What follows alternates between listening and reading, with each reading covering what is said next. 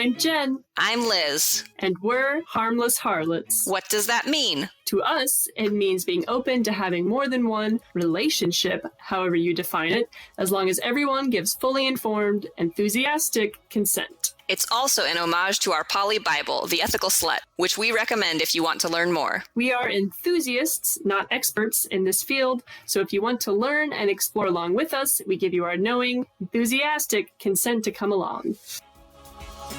I have this idea. I don't know if it's good, but for our tagline for our show right now, it's ethical non-monogamy enthusiasts, but to be something like the theory and practice of ethical non-monogamy, because I feel like I'm much more on the theoretical side and you're much more on the practice side. I am a lot on the practice side. I've had much practice. But I kind of wanted to talk about kind of why we've mentioned before, but kind of why I haven't had a lot of practice, which is related a lot to my recent ideas around romance and Lizzie's theory that I am aromantic, which is possible, undecided. But basically, I think part of polyamory for me, which isn't necessarily the thing, but it's that I don't think romantic relationships should have priority over quote-unquote platonic relationships, because what I've been trying to figure out is what is the difference between, say someone is asexual, meaning they don't really experience sexual desire, but not aromantic, then what does romance look like to them? Because to me, it just seems like romance is the addition of sex to what I would call connection or love. So that's what I'm just trying to figure out. Yeah, so when we were having this conversation in the car on our road trip, I remember we Googled a lot of stuff to try and figure out what the difference was between romantic attraction and just pure sexual attraction. And the internet didn't have a lot to say. We were trying to figure out what's the difference between like feeling love for a friend or love for a romantic partner. And the internet was like, sex is the difference. And we were like, okay, but what if you're asexual? Then what is the difference between the love you feel for a friend and the love you feel for a romantic partner? And the internet didn't really have a good answer. I feel like the only thing we found was kind of just that it makes you stupid, if that makes sense. Like, it basically said romantic love makes you do crazy things and you behave irrationally, and like every fight feels like the end of the world and every moment of elation feels like an orgasm. And it kind of was just saying that romantic love is like a more extreme version of platonic love, is kind of what I concluded from our half hour of research in the car. Yeah, and I did some cursory Googling this morning when prepping for talking, and I Googled like what romantic relationships were, and they're like love and sex. And I was like, well, when you take out the sex, is there anything that's really different? So I think I maybe just need to do more research into and maybe talk to someone who is asexual, but allo-romantic, I guess would be the term. Because I just think, I don't think romance is anything but, sexual attraction and emotional connection. And I don't think that should be given priority as it is in our society over quote unquote platonic or even just familial relationships. Yeah, I do definitely agree that society places this emphasis on like your romantic relationship is more important than everything. And I don't like that, because friendships are just as, if not more important, and very often last longer than romantic relationships. And I feel like that's so normalized in an unhealthy way. Like, I remember I was talking to Mom on the phone this week about my one adult monogamous romantic relationship that only lasted 5 months. But my one adult monogamous relationship with Sebastian was nice. I was happy. I loved him and stuff. But I was telling Mom about how when I was with Sebastian, I spent like all of my time with Sebastian. Like, I didn't hang out with my friends as much as I used to. And I feel like I neglected a lot of my other relationships. And mom was like, yeah, no, that's what you do. Like, that's normal. That's fine. And I was like, but bad. Like, I don't want to neglect my friends and stuff. And she was like, no, that's just what happens. Like, you get with somebody and then everybody else falls away and that's your only person. And that's definitely what mom and dad did. And I don't think that's healthy. And it did not lead to them being very happy in the long run. But well, I wouldn't inherently associate that with being the cause of the demise of their relationship. A lot of things. That was one of them, but there were many things. So later in the podcast, we're going to talk about this book I'm reading, which is called Sex at Dawn, which is an anthropological view of like relationship styles. And in one of the chapters, they talk about how, quote unquote, love is presented in the media and all of the songs, like the Kesha song that's like, your love, your love, your love is my drug. And it's like, people talk about being addicted and going crazy. And it's like, is this something that we want? Like, we want to be crazy? We want to be addicted? Like, these are good things that we want? I don't know. Sounds kind of bad. Yeah, well, that's kind of tying back to what I was saying of what we kind of established to be the definitional difference between platonic and romantic love is that romantic love just makes you stupid. Like, romantic love makes you do insane things. And it is like exhilarating. Like, it's fun, but yeah, it's a little crazy. Yeah.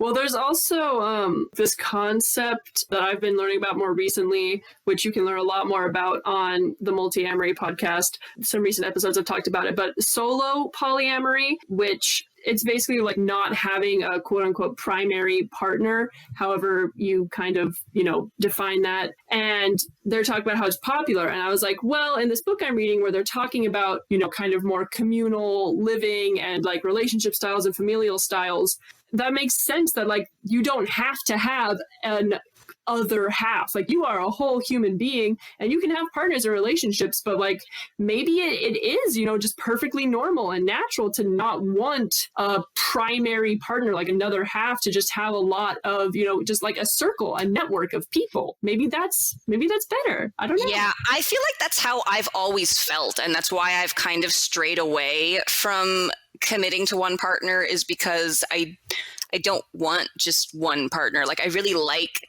the lifestyle I've had of just like having a really good, solid network of people and like kind of a broader inner circle than I feel like most people tend to have.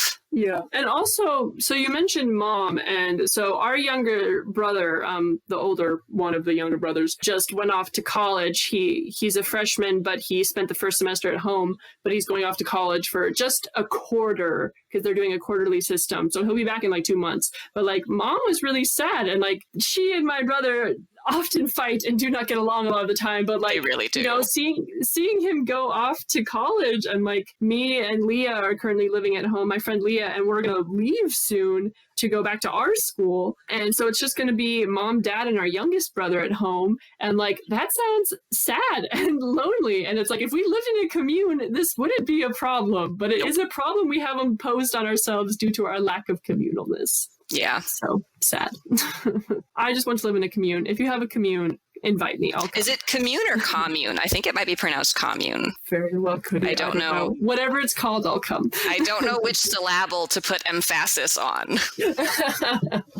Yeah. I also wanted to, so you, Liz, I guess in kind of your solo polyamory stateness, your current state is that you kind of have 3 separate partners. And I was trying to describe your situation to Leah, but maybe you should just describe what you're kind of doing right now. My situation is always confusing. My therapist, I've attempted to describe all of my current lovers to my therapist, and she always gets confused and is like, okay, now which one is Richie? Is that the one who's the brother of your friend? Or is that the one that lives a block away? Or which one?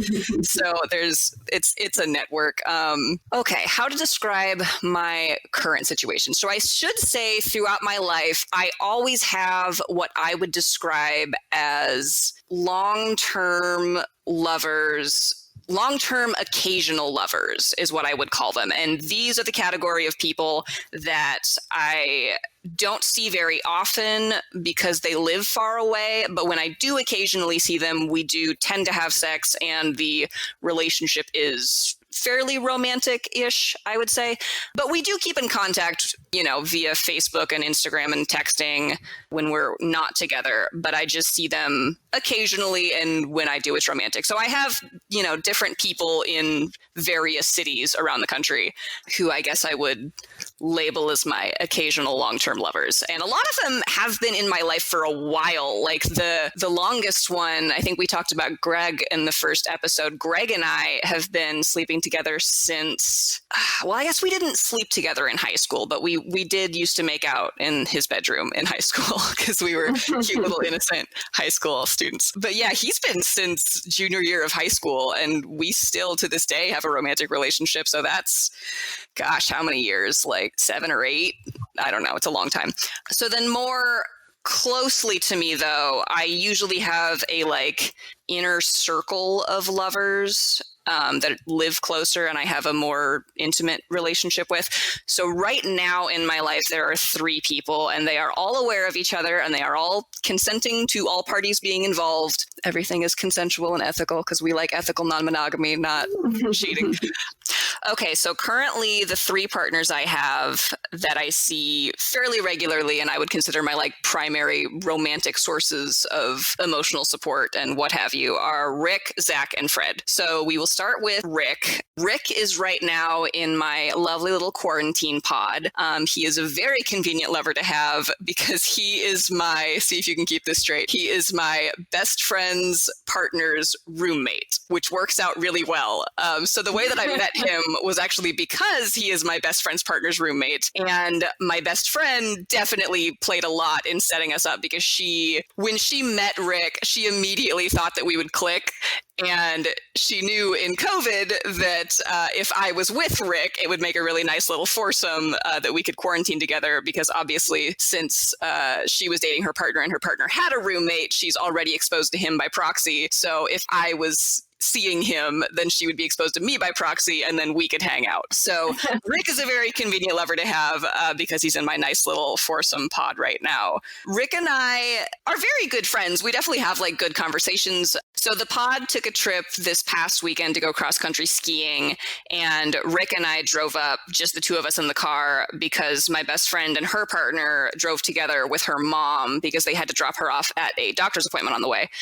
So we spent 3 hours in a car alone together, and we had a lovely conversation. I think it's the longest we've ever just talked and not had sex because we are very physically attracted to each other, and every time we hang out, there's a little talking, but it pretty quickly goes straight into the sexy types. So that's Rick. He's the one I spend the most time with right now, mostly just because of convenience. Also because I like him. I shouldn't say it's just because of convenience. He's a lovely human. So that's Rick. The second one is Zach. And Zach is my other best friend's brother. I have a lot of best friends. I am polyamorous in both my romantic relationships and my friendships. I have many best friends. Exactly. That's what I'm saying. That's what I was saying, where it's romantic and platonic should be equally, but also people who say they aren't polyamorous, it's you have multiple relationships with people. You don't have sex with all of them, but you do maintain multiple deep connections. It's all I'm saying. Everyone is already polyamorous. Continue. Yeah, I really don't think most people are monogamous, even if they identify that way. You can identify however you want, that's fine, but I don't know if I believe you. That's not what I'm saying. So I don't think you're really monogamous, but all right. Telling me you've only loved one person ever in your life, then sure, you can be monogamous. But if that's not the case, I don't think you can say it. But anyway. Okay, so anyway, Zach. So Zach is my other best friend's little brother, and we met when he moved to the same city that I currently live in, and his mom. So I'm very good friends with his mom because his mom is also my best friend's mom. So when he moved here, his mom messaged me on Facebook and was like, "Can you be friends with Zach? He doesn't know anybody. Please help him meet people." And I was like, "Of course I will be friends with Zach." So I met Zach, and I was immediately like, "Ooh, Zach is attractive. That could be an issue." So I literally, the day I met Zach, I texted my best friend and I was like, "Hey, if I were to sleep with your brother, would that be a chill thing or would that be weird? And my best friend was like, no, go for it. He's great. Have at it. And I was like, cool. I'm probably going to do that. Just FYI. Open, honest communication. Yeah. And you'd be surprised the things people will say yes to. Like, I've had a lot of times where I'm like, there's no way people are going to be okay with this. And then I ask and they're like, oh, yeah, absolutely. And I'm like, oh, okay, cool. Like, you'd be shocked what people are open to if you are just willing to like express your desire. That just reminded me because Leah and I finished watching the Winx Club remake that's on Netflix. Oh my God, you finished that? There's only like 6 episodes. It's fine. Oh, okay. And we watched like 3 of them together, so I guess we did.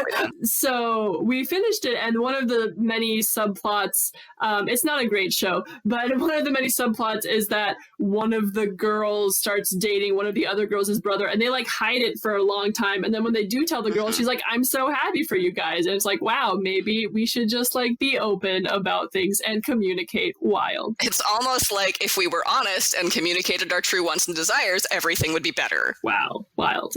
Crazy. What a concept. Okay, back to Zach. So when Zach moved here, I immediately knew I wanted to sleep with him. I think I knew him for a couple of months before we actually did. But yeah, he's a lovely human being. We obviously, when we met, already had the kind of family connection because his sister was my best friend.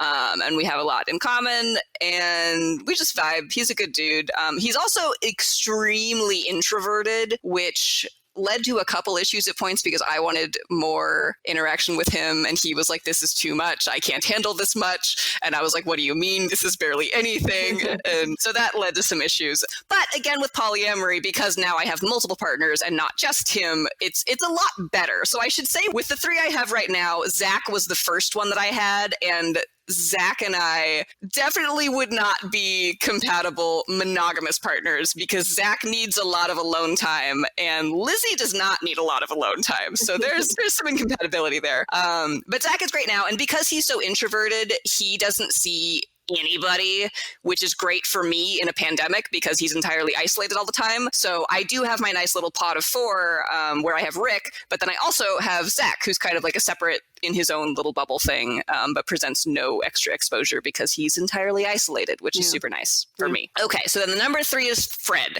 And Fred is the most recent addition to the range of partners. And we haven't really even discussed labels, so I don't know if I'm allowed to call him a partner. We've had a couple conversations, I don't know. But I met Fred about a month ago, and unfortunately Fred is a teacher, so he is super exposed to COVID. So I have not been able to have a lot of in-person interaction with him. But we're making it work. Fred and I vibe so hard. Like, Fred and I have the exact same personality type. We're just the same person. When we met on a dating app, our whole first conversation was just like, I like this thing. Oh my God, me too. I have this preference. Me too. I hate this. Me too. It was just like, Fred and I are on the same level. We speak the same language. It's great. So Fred and I vibe, but unfortunately with Fred and I, there can't be the physical component right now because of COVID, and he's a teacher. So that's sad. And a lot of our conversations were just like, God damn it, this sucks. But again, polyamory to the rescue. I have other partners fulfilling that right now. So that's lovely. Yeah. And so how you called me the other day when you were on kind of a high. I did. I remember that. And you were like, I feel so satisfied. Like, I have Fred and we like cook together. I have Zach and we go shopping together. I have Rick and we have sex together. And it's just great. Yeah. So that day I had the perfect polyamorous day. And within the span of 24 hours, Zach and I have a really, really deep, good friendship. And we do a lot of like routine day-to-day activities like grocery shopping together. Rick and I have insane sexual chemistry. And Fred and I are just like, we just vibe as humans and we like cooking together. So that particular day, I had really good sex with Rick, gone grocery shopping with Zach, and had just a lovely, lovely dinner with Fred. And at the end of the day, I was just like, hot damn, I have got it made. Like, all of my needs are met. Like, it's just, it works so well. Yeah. I can't even described to you, I was like high when I called you. Like you sounded riding high. endorphins. God, I was so happy. That's the beauty of polyamory, is you just get all of your needs met, because the parts of my life that are fulfilled by some of my partners are parts of my life that other partners don't want to fulfill. Like everybody just fits together like puzzle pieces, and I've got a really good situation going right now, and it's lovely. I would say this is not a harmless harlots guarantee that polyamory will solve every problem in your life. I think you are presently having a very good situation, and I do think polyamory allows for that. But I do just want to caveat wow, I am struggling today. Polyamory will not, every day put you on the high that Elizabeth is somehow experiencing. Just it was a lovely day. Yeah. So anyway, you called me and you told me that. And so then I was talking to Leah, who I have beaten the horse to death with her about polyamory. I'm slowly wearing her down. I told her that, and she was like, I don't know, Jen, that just sounds like really transactional to me. And transactionality in friendships is something that we talk about a lot. I personally, I don't know, I don't see... So she said that sounded really transactional. And to me, I was like, I can see how if you phrase it as like, I'm using my partners to satisfy my needs, that can sound kind of objectifying. But I guess what I just kind of want to clarify is that it's, a consensual, mutual thing. Because I was like, well, I'm pretty sure the guy she's having sex with is also enjoying that. And, the people she goes shopping with and, has dinner with, that sounds like a mutually, beneficial thing. And also like the point of polyamory, and, again, people can do this wrong, and they can do it in a transactional way. But the point is that where everybody is in communication about what they want so that it doesn't feel transactional. So you don't feel like you're giving more than you're getting. Yeah. I mean, I'm definitely getting different things that I want from them, but it's because they all want to do different things. Like, so Zach doesn't really like cooking. Like, that's just not something he enjoys doing. He would much rather get takeout. So when I have dinner with Zach, we just get takeout. But I really, really like cooking. I think the experience of cooking with somebody is really intimate, and I like doing that. And Fred also really likes cooking, and he's a fantastic cook. So like, that's a need that I get fulfilled by Fred, and it's a need that Fred wants to fulfill for me that Zach is just not interested in. And so like, everybody ends up happy and doing what they want. Yeah. And so that's what I was just trying to point out to her, but I don't know, I think she had a very, very shitty boyfriend in high school, but I think Leah and I have had very different experiences growing up. And so it's very interesting to have her, as a close friend, and like, because she has such different perspectives on most things in polyamory. So I think it helps to keep me grounded, because I like to get a little carried away with fun new ideas. But yeah, she's not yet convinced, but someday, I assure you. Someday. Yeah, I don't know. I mean, monogamy is possible, but I don't know. So what I will say, my one adult monogamous relationship, as we have discussed, was with Sebastian. And when I was with Sebastian, I was very, very happy. I would say, even though it was monogamous, I felt very fulfilled. I liked him a lot. I didn't really feel attracted to other people when I was with him. But I think a lot of that was because he was very monogamous and very clear at the beginning that, like, if we're going to date, it's going to be one and only one. And I am a people pleaser to no end. So when I was like, yeah, that's the deal, that's what we're doing. And I was very happy in that situation. But reflecting on it, there were a lot of needs he had that I was not good at meeting. And there were a lot of needs I had that he was not good at meeting. And I think if we had opened it up and had other people to kind of fill those spots, we both would have been a lot happier. Yeah. And I also, so you talked about, Sebastian being upfront, but when you met Fred, you had on your dating profile that you were polyamorous, and like, yep, you brought that up to him right away, but he seemed much more open to it. Yeah. So I dated a woman on a dating app most recently. And when I told her I was polyamorous, she reacted terribly. She was like, oh, so you're just going to cheat on me? Like, you're going to go behind my back and all these things. And I was like, what? no, if I was going to cheat on you, I wouldn't have told you I was polyamorous. I would have said I was monogamous and cheated on you. What?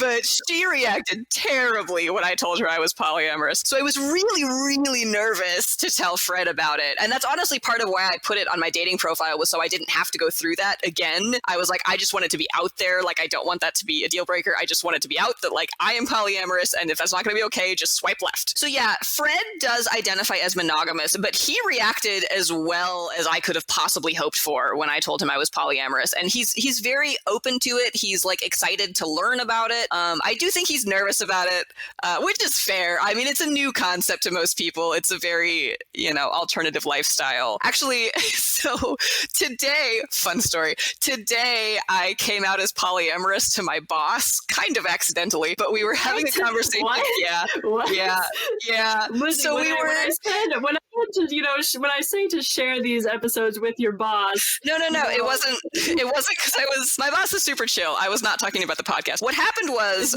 we were discussing the concept of model ensembling, which is where you build several different statistical models and stack them on top of each other and kind of use their complementary aspects to make a better overall model. So I just kind of blurted out that the way I feel about model ensembling is a lot like it parallels the way I feel about my love life, that like having several partners complementary makes a better overall relationship network.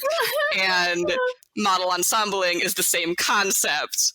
And then at that point, I was like, oh, crap, I basically just said I was polyamorous. So then I was like, fuck it. And I was like, yeah, I guess we should have maybe I should preface this with that I'm polyamorous. He reacted to it very well. But the funny thing was, he was like, yeah, that's probably a not safe for work topic, but but he's a bro and he was chill with it. Like it's fine that he knows. He was just kind of like, yeah, maybe don't like spread that around. And I was like, yeah, that's cool. Anyway, the point of this whole story is that I do understand Fred's hesitation. Polyamory is a very new and alternative idea to a lot of people, even though it has actually been around for quite some time. But that's part of what we're trying to break with this podcast, right? We're trying to normalize it. We're here to be like, it's not crazy. Don't freak out.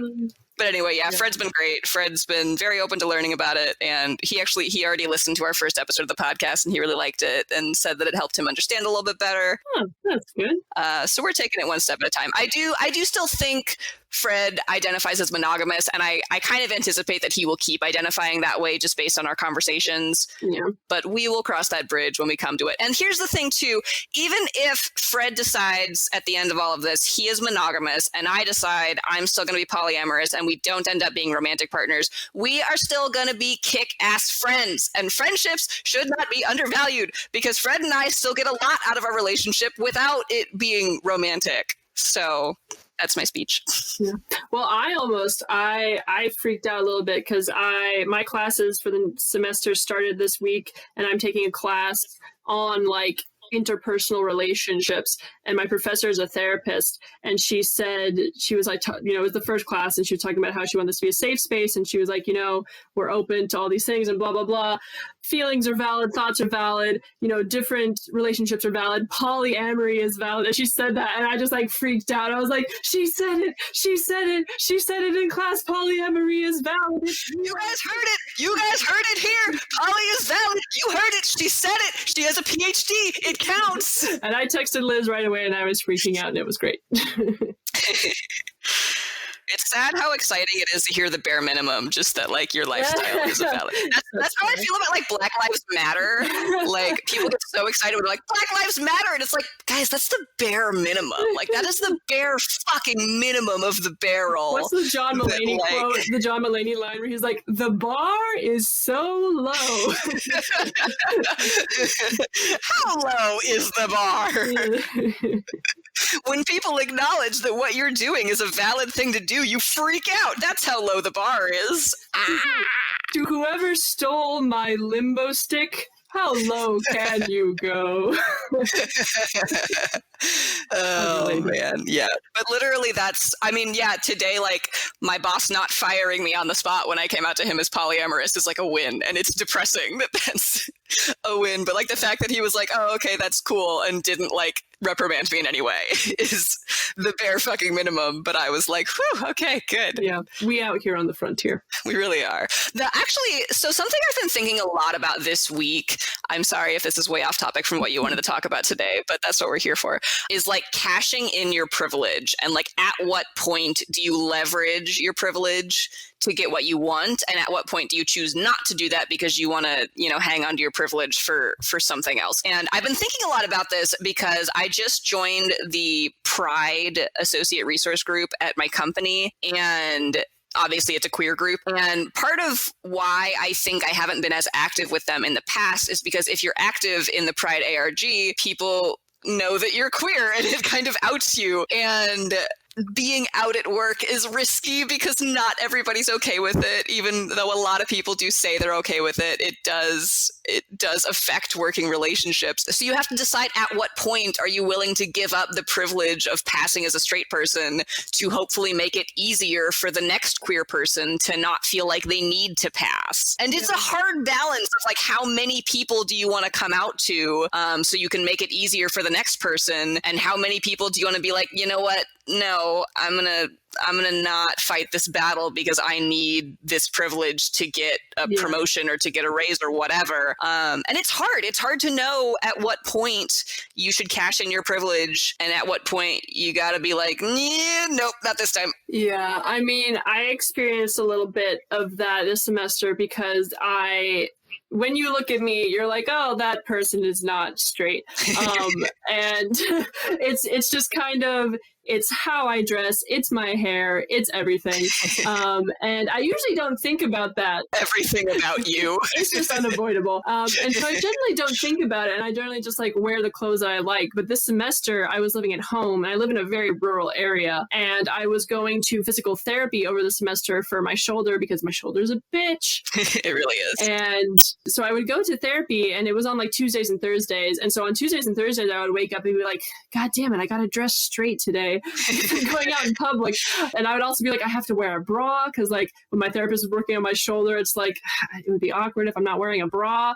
So just like thinking about that, and like my therapist was super chill, and like I think he was married, but like if we had been another setting, I would have been like, have you heard about polyamory? And are you interested in participating with me? He was very attractive. But getting into a relationship with your doctor is probably not the greatest idea. He's not my doctor. He was my physical therapist. It's different. He's my first cousin. Yeah, but there's your cousins, and then there's your first cousins. That's not right, is it? Yeah, but no, I would definitely think I would be like, okay, I gotta wear the boring pants and like the state university t-shirt, and that way I'll look straight. Just because like I would get weird looks from the farmers who would be sitting in the waiting room with me, and it's like I just don't want to feel uncomfortable like that. So I mean, there are choices you have to make. You're hard on the frontier. There really are. But I think I'm at a point in my life where I could afford to make more.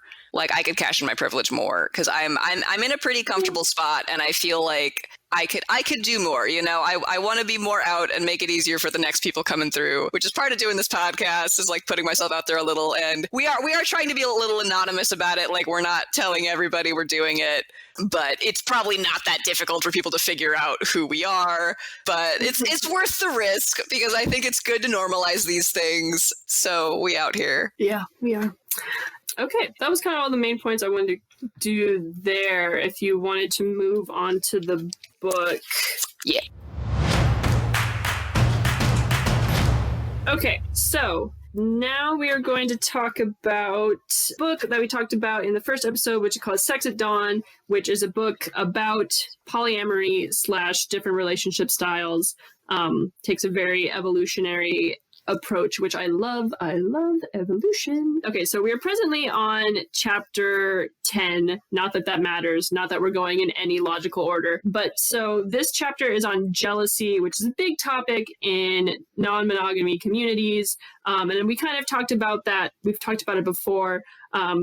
But there were some specific things I wanted to point out in a very good quote that I want to discuss. Kind of, and I don't remember if I've addressed this before, but kind of something that they talk a lot about in this chapter is that just kind of in the societies that they mention in this book that are like hunter-gatherer societies that existed, like at least thousands, if not millions years ago, just like sex was conceptualized more as like a social tool than primarily reproductory. And so it was just, when I try to explain it to people, it's just like sex was conceived so differently than we do now.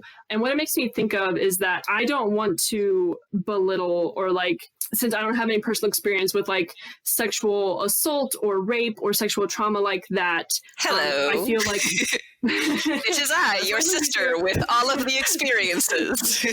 Yeah, so that's kind of why I wanted to bring it up with Liz, since she has more perspective on this. But like when I talk about, and I'm also not an expert, but like in these societies, like sex is used more as a social bonding tool, and it's just, I try to say it's conceived of so differently because like in our modern society, it's like such a taboo thing, such a weird thing, and like rape and sexual assault are so prevalent.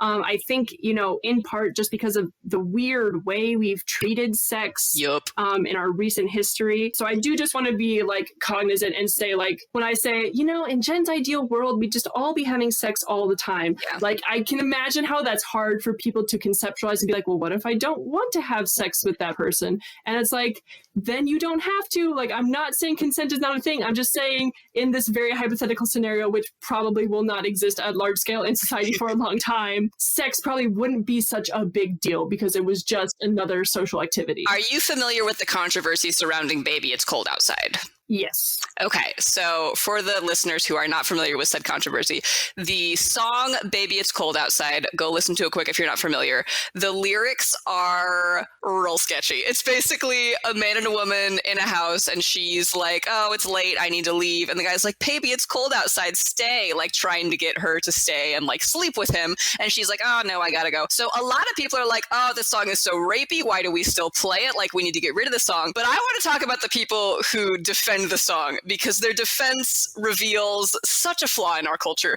So the people who defend this song, what they say is like, it's not rapey, that's the game you play. Like, women are not supposed to say yes to sex because that's taboo. You don't want to be labeled a slut. So you have to say no and like pretend that you don't want it, even if you do, because that's the game. That's what we've decided this conversation should look like. So the people defending this song openly reveal this horrific flaw in society's view of sex, that like women aren't supposed to want it, therefore we have to like pretend that we don't want it and like be a quote unquote tease, which leads to issues with women who actually do not want sex, because then men get used to this like teasing behavior of like, oh, she really does want it even if she says she doesn't, because that's the like game we play, when it's like, no, if I say no, I mean no. Mm-hmm. So if we just treated sex like it's okay for everybody to want sex, and we didn't have to play this game of like women need to say no and be more conservative with their bodies, then we would not have these issues. Yeah, and so kind of what you talked about is that in this book, what the goal is, which I mentioned in the first episode, but it's basically saying that like the common standard narrative in modern society is that men should be sexually jealous because they don't want to raise other men's offspring, and women should be, you know, sexually coy and like hesitant because being pregnant is so much more of a deal for them than, you know, men just ejaculating one time. Mm-hmm. And so they're saying that's kind of what we think of now in society, but that is kind of a modern product. And back in these like other societies that they're talking about in this chapter, it's like if you weren't kind of, if you didn't have sex with multiple people in your group, then like that was considered super weird, because it's like, why are you being so stingy? Like, what is up?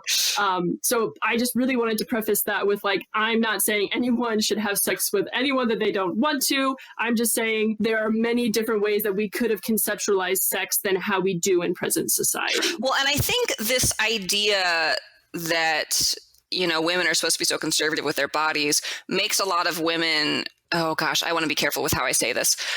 I'll just say it for me personally, because I don't want to generalize. So when I was growing up, our family was a lot more conservative. I think we have become more liberal over the years. But our parents were both very adamant that like sex is for marriage, and you do not have sex before marriage.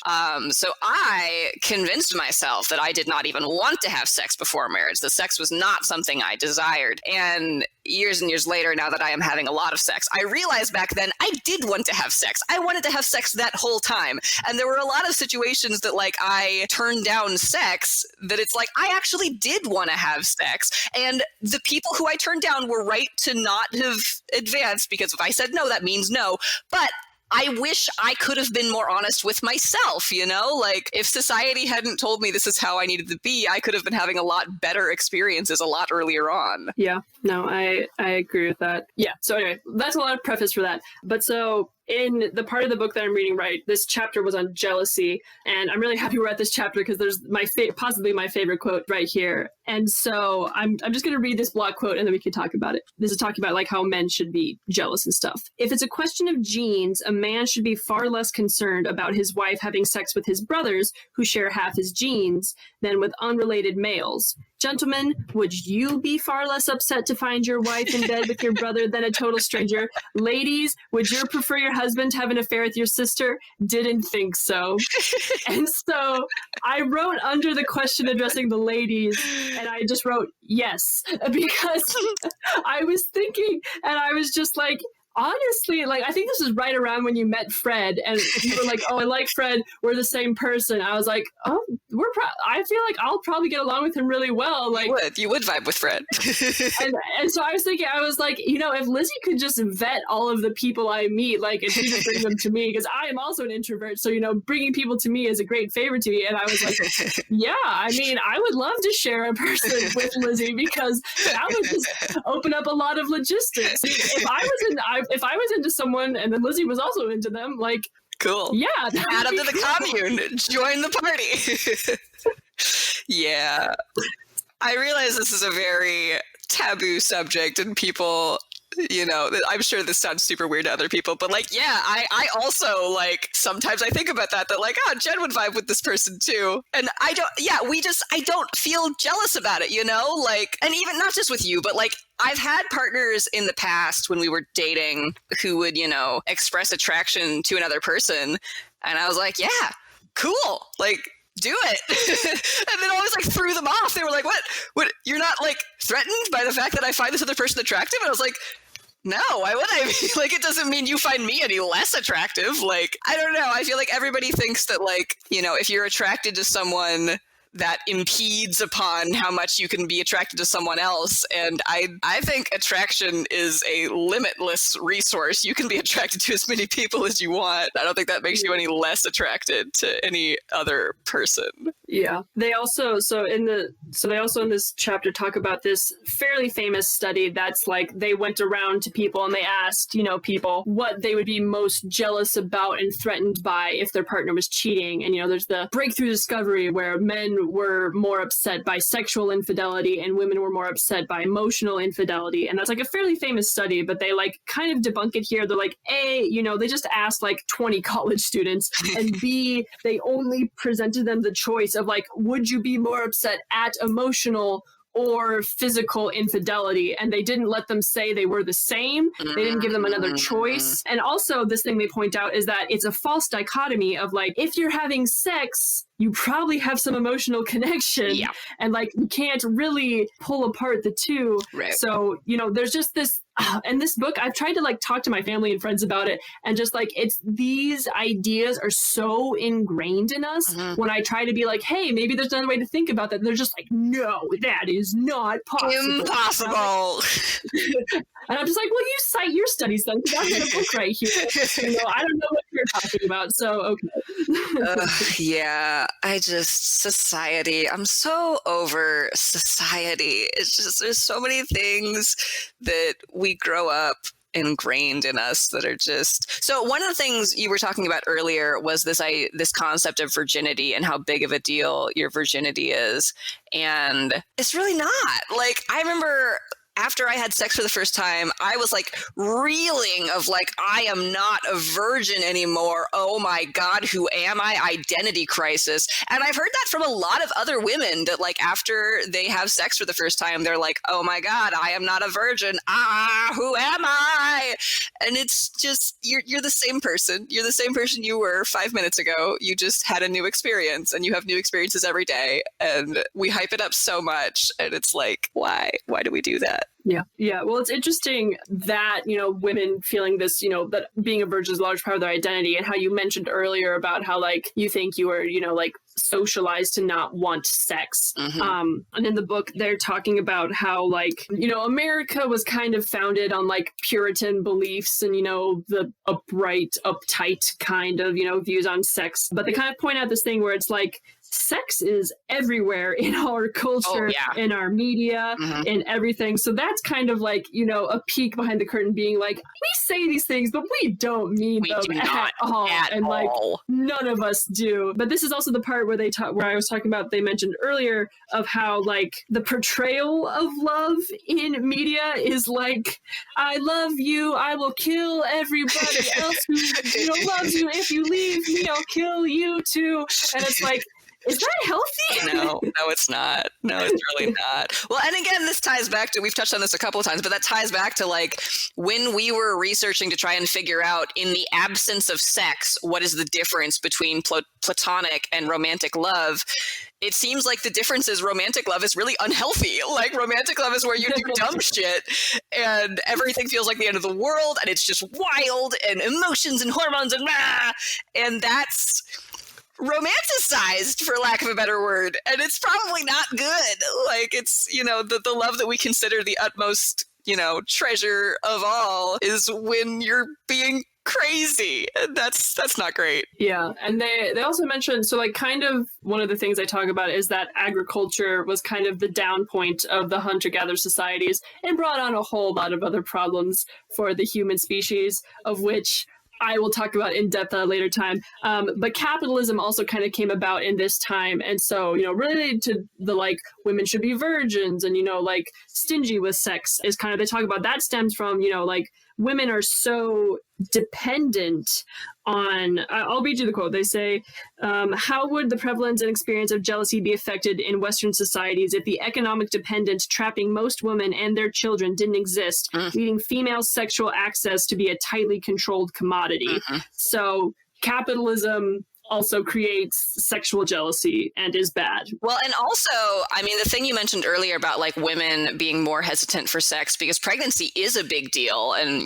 pregnancy is terrifying. I, even being on birth control, still occasionally I'm like, but what if I'm pregnant?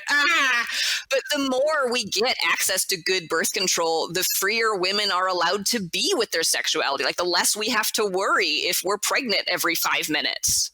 Yeah, and I want to do a lot more research and preparation before I dive into the topic of birth control and abortion, because one of the later chapters that I've read talks about that a lot. So we'll definitely tap into that later. But yeah, I mean, that definitely, as a woman, I'm also very concerned of like, with any sexual partners, like, am I going to get pregnant? Am I going to get an STD and die? Sex is bad. But I think that's also like something that is more pushed into kids. Sex is bad and you will get pregnant and die, as opposed to like, sex has some risks, but also tool for pleasure. Well, and I think those ideas have just stayed with us from history because it did used to be very dangerous to have sex. Like before we had good birth control and condoms and, barrier methods and most STDs were not curable. Sex was very dangerous back in the day. So like truly, 100 years ago, if you have sex, you might very well get pregnant and might die. But nowadays, that's not as much of an issue. But those fears and ideas have kind of stayed with us to a disproportionate degree. Because nowadays, most STDs are curable and or not a big deal. And getting pregnant is pretty easily preventable. We're carrying over residual fear from a time when it was a bigger deal, but it's not as much anymore. Yeah. So that's pretty much the end of the chapter, which is interesting because that was the chapter on jealousy, and it was actually pretty short, basically because it was saying like jealousy is a product of society. So not to invalidate, people who feel jealousy. That is a valid feeling you have, but it's just so wild to think that like we could live in a world without jealousy, but we've just constructed an unhealthy one that literally creates it. And it's just, I don't know, I just struggle when people would be like, jealousy is a natural human emotion. And I'm like, sure, but also kind of not, like. Yeah, I mean, I think it is natural to some degree, but I also do think it is nurtured by society quite a bit. Like, people encourage you to feel jealous and say like, oh, jealous is a motivating feeling and jealousy can like help you accomplish things. I'm like, yeah, sure, it totally can, but it can also be awful and make you do stupid things. So let's just be real cautious with that. Yeah. So that's the end of the chapter. We spent a lot of time, it was a short chapter, but we spent a lot of time talking about Lizzie's love life.